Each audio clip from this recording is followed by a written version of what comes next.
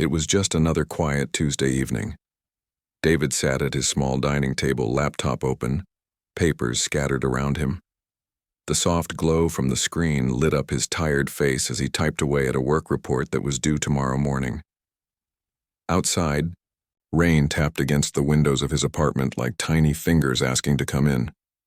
He reached for his coffee mug, steam still rising from the black liquid inside. The apartment was peaceful, almost too quiet.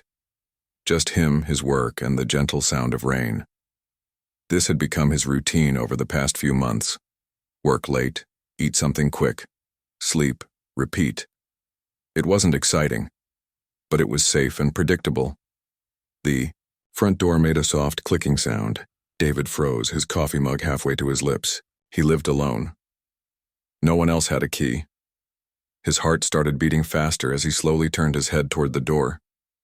Maybe he imagined it. Maybe it was just the building settling or a neighbor's door. But then the door opened. A woman stepped inside, closing it quietly behind her. David's eyes went wide. He knew that face, those brown eyes, that way of moving through a room like she owned it. It was Lisa, his girlfriend from college. Well, his ex-girlfriend. They hadn't spoken in almost 2 years, not since that terrible fight that ended everything between them. She stood there by the door, not moving, just looking at him. Her dark hair was damp from the rain, and she wore a long coat that seemed too big for her small frame. She didn't smile, she didn't wave. She just stared at him with those intense eyes he remembered so well. David set his coffee mug down with shaking hands. His mind raced with 1,000 questions. How did she get in? Why was she here? What did she want? The last time they saw each other, she had screamed at him, told him she never wanted to see him again, and walked out of his life forever. Lisa, he finally managed to say, his voice barely above a whisper. She didn't answer. Instead, she took a step forward, then another. Her movements were slow and deliberate, like she had practiced this moment in her mind many times before. The sound of her footsteps on his wooden floor seemed louder than the rain outside. David pushed his chair back and stood up, his legs feeling unsteady. Part of him wanted to run to her, to hold her like he used to. Another part wanted to ask her to leave, to protect himself from whatever pain she might bring back into his life. But mostly, he just felt confused and scared. 2 years, 2 whole years of trying to forget her, of building walls around his heart, of convincing himself that he was better off alone. And now here she was, standing in his apartment like no time had passed at all. She looked different, though. Thinner, maybe, and there was something in her eyes that hadn't been there before, something desperate and determined at the same time.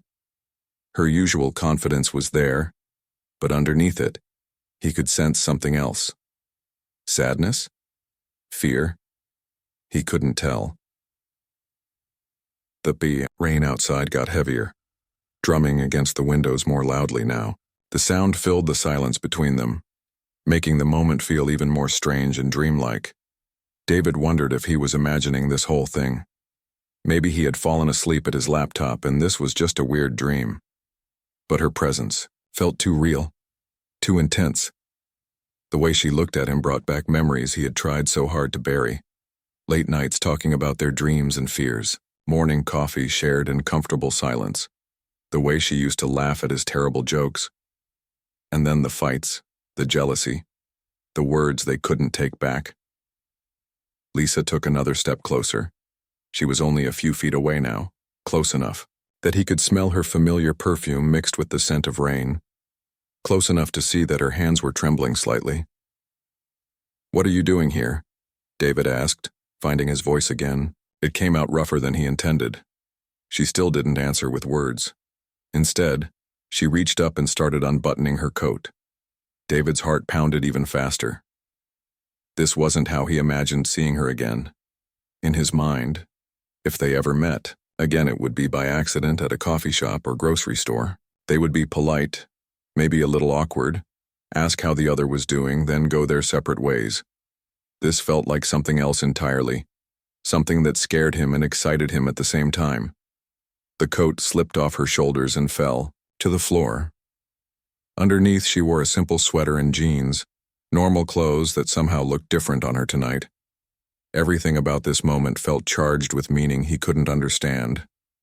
David stood frozen, watching her, trying to read her face, trying to understand what was happening. The comfortable, predictable evening he had planned was gone, replaced by this strange, intense encounter with the one person who had ever truly broken his heart. Outside, lightning flashed, illuminating the room for just a second before thunder rolled across the sky. The storm was getting stronger, just like the emotions swirling between them in his small apartment. Lisa stood there for a moment, her coat now a pile of fabric on his floor.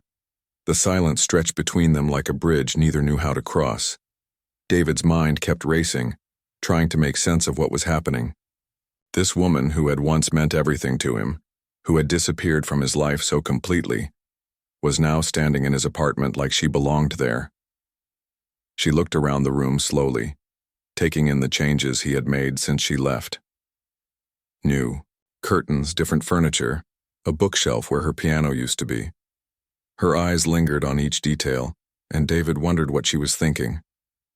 Was she remembering the good times they had shared here? Or was she seeing how he had tried to erase every trace of their relationship? The rain continued its steady rhythm against the windows. David realized he was holding his breath and forced himself to breathe normally. His coffee had gone cold. On the table, his work forgotten completely. Nothing else existed in this moment except her presence and the weight of their shared history. Lisa reached up and pulled her sweater over her head in one smooth motion. David's eyes widened in shock. Underneath, she wore a simple white top, nothing unusual or inappropriate, but the gesture felt so intimate, so deliberate. It reminded him of countless evenings when she would come home from work and change into comfortable clothes while telling him about her day. "Lisa, what are you doing?" he asked again, his voice barely steady.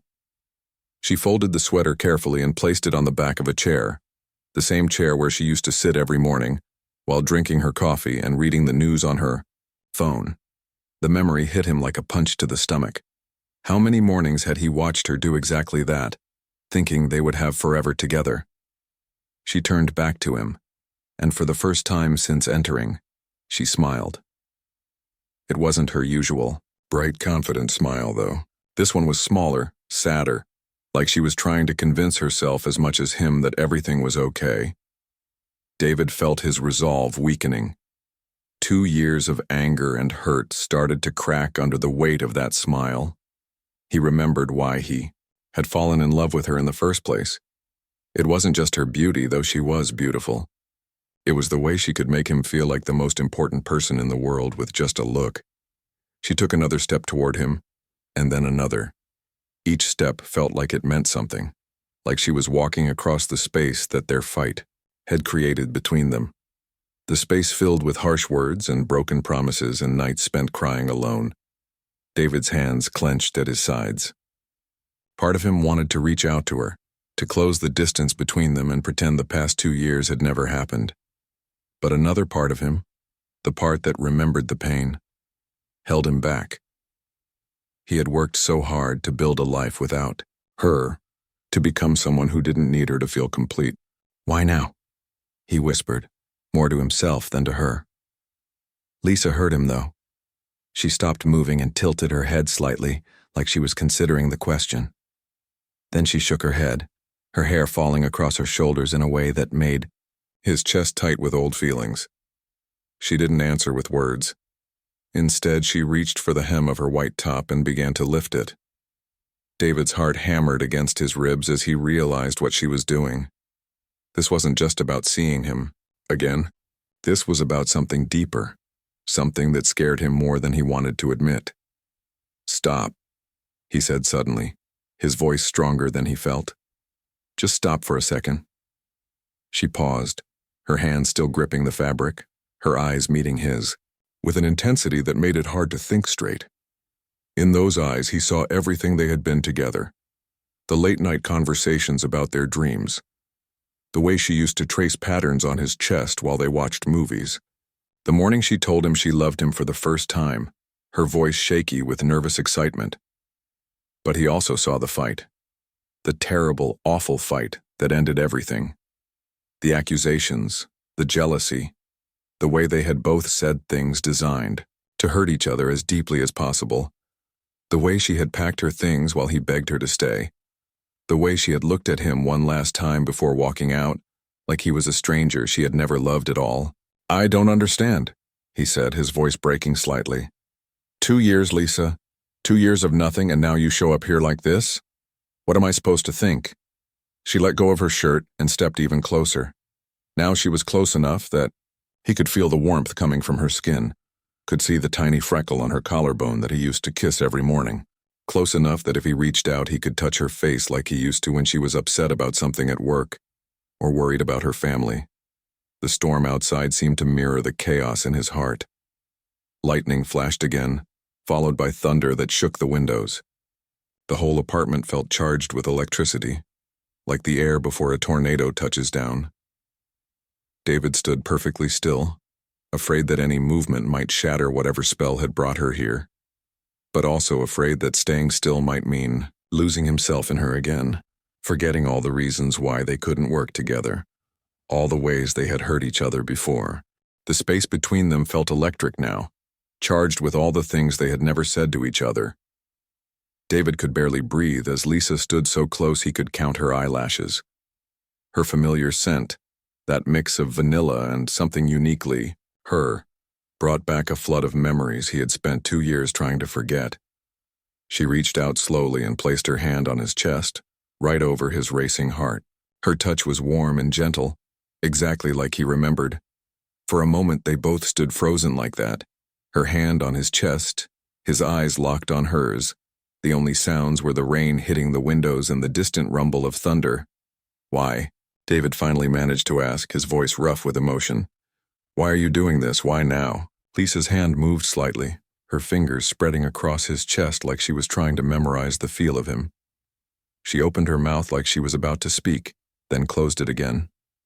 David could see she was struggling with something, fighting, some internal battle he couldn't understand.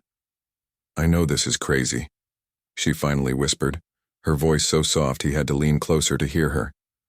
"I know you probably hate me after what happened between us." "I don't hate you," David said immediately, the words coming out before he could stop them. "I tried to hate you, God knows I tried, but I could never manage it."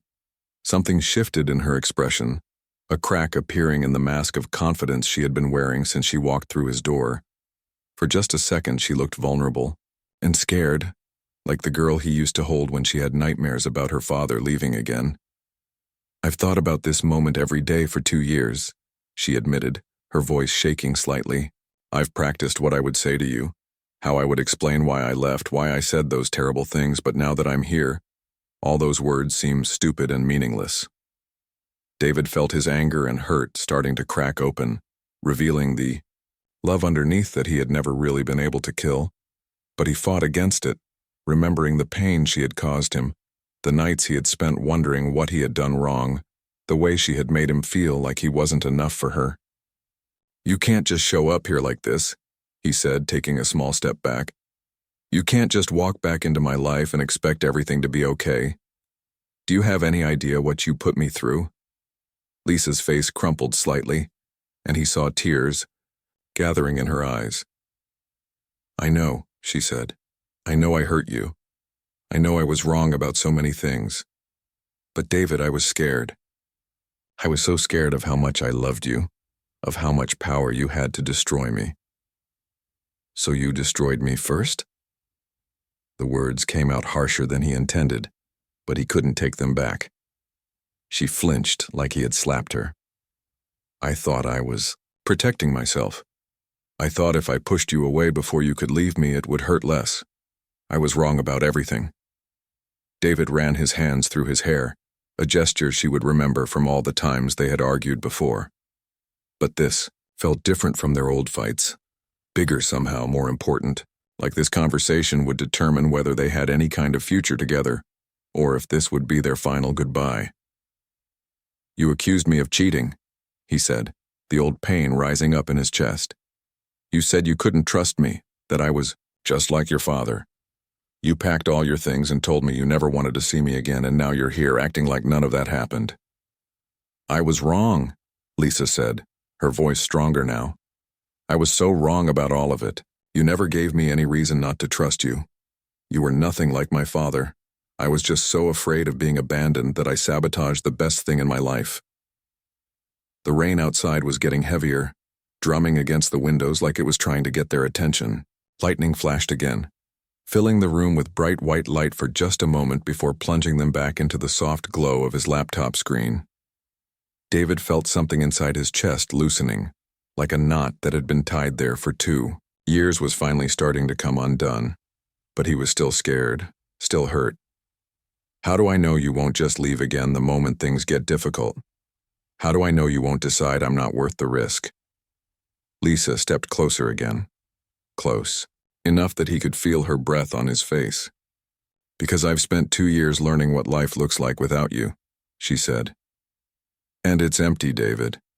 It's gray and cold, and nothing tastes right, and nothing feels real. I've dated other people, tried to move on, tried to convince myself I was better off without you, but I wasn't. I'm not." David's resolve was crumbling. Every word she spoke was like a key turning in locks he had built around his heart. But he was still afraid to hope, still afraid to believe that this time could be different. "What if we just hurt each other again?" he asked quietly. "Then at least we'll be hurting together instead of apart," she replied, reaching up to touch his face with her free hand. "At least we'll be trying instead of just giving up." The touch of her fingers against his cheek was almost too much to bear. It was so familiar, so right, like coming home after a long journey. But it also terrified him because he knew how easily she could take it all away again. David felt like he was standing on the edge of a cliff, looking down at everything that could go wrong. Lisa's hand was still on his face, her thumb gently tracing the line of his jaw, the way she used to when she was trying to comfort him. The gesture was so familiar it made his chest ache with longing. But as much as his heart wanted to give in, his mind kept throwing up warning signs. Red flags that reminded him of all the sleepless nights, all the questions without answers, all the pain he had endured after she left. He couldn't just pretend those 2 years hadn't happened. "Lisa," he said softly, taking her wrist gently and moving her hand away from his face. "We can't just pick up where we left off. Too much has happened. We've both changed." Her face fell, and he could see the hurt in her eyes. For a moment she looked like she might cry, and it took every ounce of his willpower not to reach out and hold her. Instead, he took another step back, putting some distance between them. "I know we've changed," she said, her voice small and uncertain now. "I've changed. I've learned things about myself that I didn't want to face before. I've been in therapy, David, for over a year now, working through my trust issues, my fear of abandonment, all the baggage I brought into our relationship." David blinked in surprise. The Lisa he had known before would never have admitted to needing help, would never have gone to therapy. She had always been so proud, so convinced she could handle everything on her own. "That's good," he said carefully. "I'm glad you're getting help. But that doesn't erase what happened between us. It doesn't undo the damage." "I know," she said, quickly. "I'm not asking you to pretend it never happened. I'm just asking you to consider that maybe we could try again. Maybe we could do it right this time." The storm outside seemed to be getting worse. A flash of lightning illuminated the room for a brief moment, followed by thunder so loud it made them both jump slightly. The sound seemed to break something open between them, and suddenly Lisa was crying. Not the angry, frustrated tears from their old fights, but quiet, heartbroken sobs that shook her whole body. She wrapped her arms around herself and turned away from him, like she was trying to hide her vulnerability. "I'm sorry," she said through her tears. "I'm so sorry for everything, for the way I treated you, for the things I said, for leaving the way I did. I was so scared of getting hurt that I hurt you instead, and that's the worst thing I've ever done." David felt his resolve cracking. Seeing her cry like this, seeing her really and truly sorry, was breaking down all the walls he had built around his heart. But he had to be smart about this. He had to protect himself. "Why didn't you call?" he asked. "Why didn't you reach out sooner? Why show up like this? Out of nowhere?" Lisa wiped her eyes with the back of her hand and turned to face him again. Her face was red and puffy from crying, but somehow she still looked beautiful to him. She had always been beautiful, even at her worst moments. "I tried," she admitted. "I picked up the phone to call you probably 100 times. I wrote letters I never sent. I even drove to your office once and sat in the parking lot for an hour before losing my nerve and driving home." "Why?" David asked, genuinely curious now. "Because I was terrified you would tell me to go away. Because I was afraid you had moved on completely and hearing that would have destroyed me. Because I knew I had no right to ask for another chance, after what I put you through." David sank down onto his couch, suddenly feeling exhausted. The emotional weight of this conversation was more than he had prepared for. Lisa stood where she was for a moment, then slowly walked over and sat on the opposite end of the couch, leaving plenty of space between them. "I haven't moved on," David said quietly, looking down at his hands. "I tried to date other people, tried to convince myself I was over you, but I wasn't. I'm not. You were right about one thing. Nothing feels real without you." Hope flickered in Lisa's eyes, but she didn't move closer. She seemed to understand that this was a fragile moment, that pushing too hard might shatter any chance they had. "I've been seeing someone," David continued, and he saw her face fall. "Nothing serious, just casual dating, but every time I'm with someone else I find myself comparing them to you. Wishing they would laugh at my stupid jokes the way you did. Wishing they understood me the way you always seemed to." "David," Lisa said softly. "I know it's not fair to them," he went on. "And it's not fair to me either, living in the past like that. But I couldn't figure out how to let go of what we had. Even after everything that happened, I couldn't stop loving you." The admission hung in the air between them like a bridge they could either cross or burn down forever. Lisa's tears started again, but they seemed different now. Lighter somehow, like relief mixed with sorrow. "I never stopped loving you either," she whispered. "Even when I was angry, even when I was convinced we were wrong for each other, I never stopped." They sat in silence for a while, listening to the rain and processing everything they had just shared. The apartment felt different, now charged with possibility, but also heavy with the weight of their history. The storm outside was finally starting to calm down. The thunder was more distant now, and the rain had softened from an angry downpour to a gentle, steady rhythm against the windows. David and Lisa sat on opposite ends of the couch, the space between them feeling like a vast ocean that neither knew how to cross. David looked at her, really looked at her for the first time since she had walked through his door. She did look different. Older, maybe a little sadder, but also somehow more real than she had been before. The sharp edges of her old personality seemed softer now, like they had been worn smooth by time and experience. "So where do we go from here?" he asked quietly. Lisa tucked her legs under herself and faced him more fully. "I don't know," she admitted. "I had this whole plan in my head when I came here tonight. But now that we're actually talking, I realize how naive that was. You can't just fix 2 years of hurt with one conversation." David nodded. "No, you can't. But maybe it's a start." She smiled then, the first real smile he had seen from her all evening. It reminded him of Sunday mornings when they would stay in bed until noon, talking about nothing and everything, completely content to just be together. "I know I have no right to ask this," Lisa said carefully. "But would you be willing to try? Not to jump back into where we were before, but to start over, to see if we can build something new and better?" David was quiet for a long moment, weighing everything in his mind. The rational part of him said this was dangerous, that she had hurt him once and could easily do it again. But the part of him that had never stopped loving her was practically screaming yes. "I'd want to take it slow," he said finally. "Really slow. Like start with coffee and see if we can have a conversation without fighting slow." Lisa laughed, and the sound filled his chest with warmth he had forgotten he could feel. "I can do slow," she said. "I've learned patience in the last 2 years. I've had to." And I'd want us both to keep seeing therapists, David continued. Separately, I mean. We both have things to work on if we're going to make this work. Already ahead of you there, Lisa said.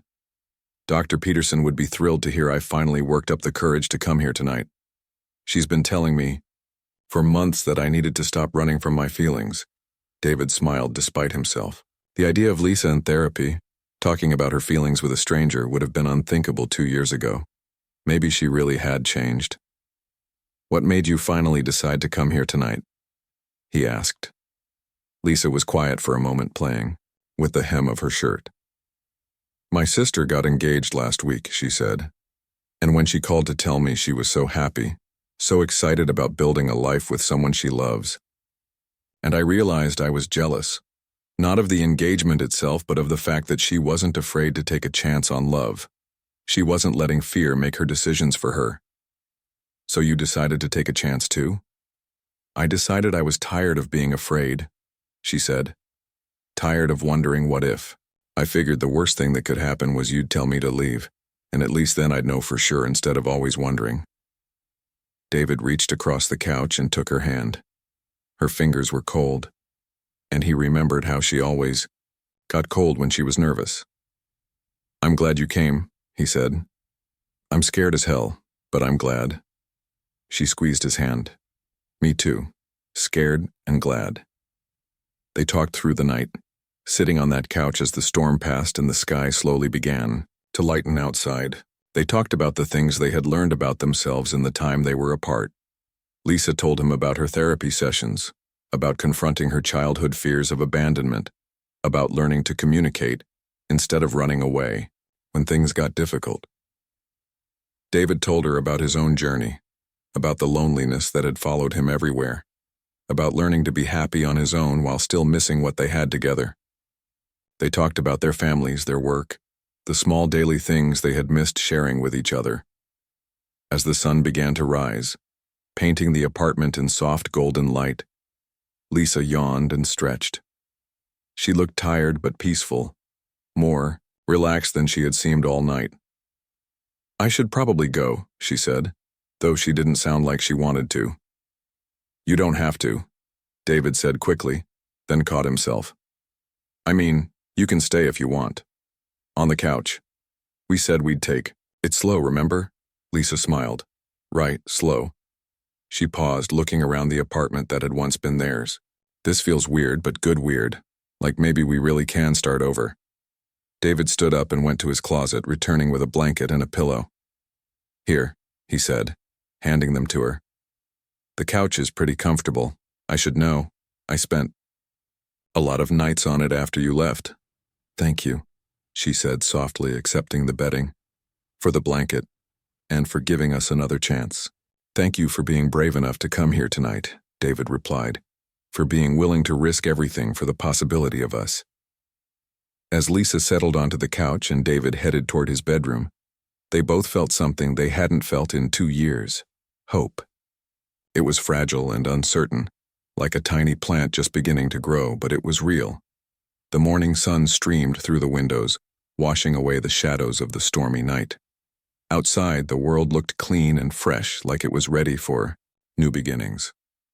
And inside the apartment, 2 people who had lost each other were taking the first tentative steps toward finding their way back together, one careful day at a time.